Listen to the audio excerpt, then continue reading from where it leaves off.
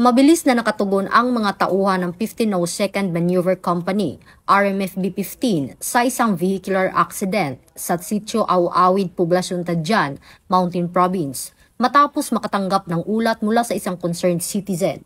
Pagdating sa lugar, agad na nagbigay ng first aid ang mga pulis at dinala ang rider sa pinakamalapit na ospital.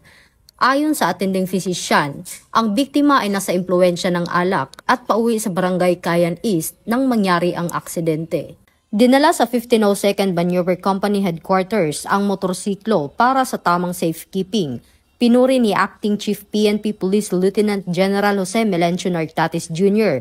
ang mabilis na aksyon ng mga tauhan at binigyang diin na patuloy ang PNP sa pagbibigay ng serbisyong mabilis, tapat at nararamdaman para sa bagong Pilipinas.